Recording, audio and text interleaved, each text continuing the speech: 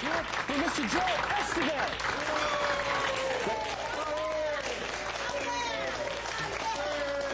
Thank you. Thank you very much. Thank you very much.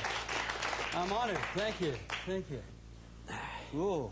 Well, Joe, thank you for coming. And Thanks for inviting me. I wanted to ask you a few things. Joe, basically, to get us started. How many cards you got? Oh, just a few. Just a few things I was thinking up to.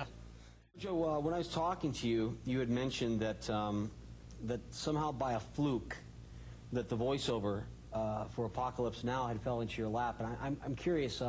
There was some kind of a fight between your brother and Francis, and would you elaborate on the whole story from beginning to end on the chronological order? The infamous Apocalypse Now voiceover.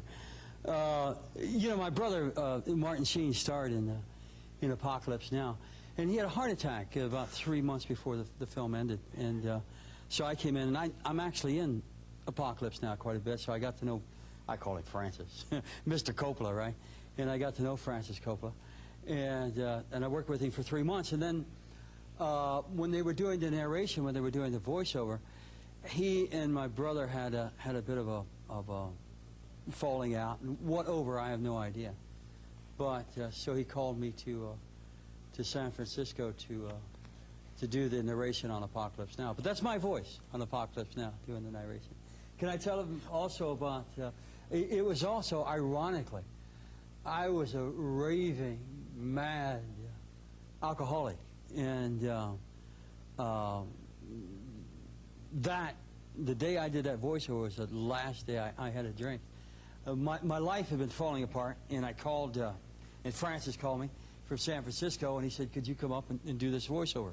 And that was a mess. I was I was literally pickled, you know, that I drank so much, so often, for so long. And my arm was in a cast from being hit by literally a ton of bricks. I was on a bike, and I was on a bike because I lost my driver's license. Anyway, called to San Francisco, and I said, fine. So we started the narration in the morning, and Francis would, first thing in the morning, he wrote a little bit and asked me to narrate it. And I did. And he said, okay, go out and get something to eat, and come back in about an hour, we'll do some more. So I went out, and of course I drank some breakfast, and came back, did some more, did about 10 minutes, went out for about another hour, drank for another hour, came back, did a little more, went back. Well, actually, about 1 o'clock in the afternoon, I was actually getting better, but I was getting so drunk, and I was such a mess. At about 3 o'clock in the afternoon, I had some very intricate Vietnamese words to say. And this is the truth, and excuse my foul language. This is Francis said to me.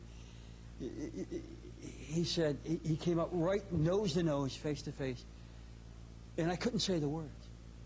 And he said, can't you say the words, Joe? Can't you just say the fucking words? Here I am with the biggest director in the world at that time, one of the most powerful, one of the most talented. And I was blowing my whole career away, and I literally felt myself shrink, and that was a day I had a catharsis.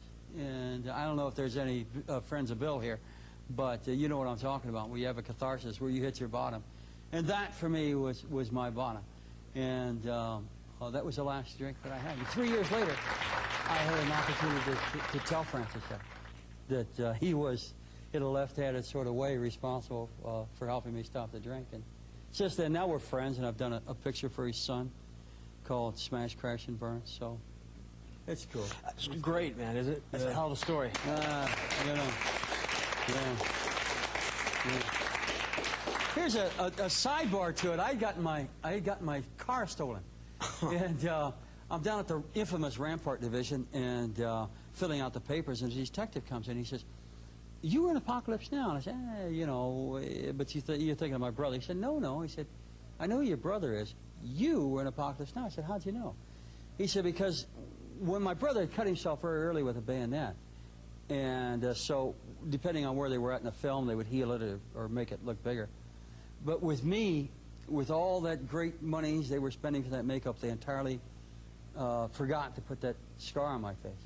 And he said, that's how I know it was you on the screen, you know. And the guy found my car, too, so. Wow. Good detective. Good detective, yeah. And let's see some of Joe's work, everybody. I want you to lock down this vehicle, and under no circumstances is anyone to touch it until I get back. That clear? Sir. Thank you. All right, boys, you heard it. Nobody touches this truck but me. Well, hey, boys. How you doing? Hi, Pappy. What's up, Pappy? What was that all about? The old man's awful interested in this piece of junk. Why's that? It's on me. Hear him talk, you think the damn thing is made out of gold bullion. Shouldn't tell you doing that, man. Hey, that hurt me yet. Freeze! You freeze! Drop it, drop it. Drop the gun. You drop that gun. Drop it, cover. What the hell you doing, you paper-pushing pansy? Hey, Pappy, how you doing?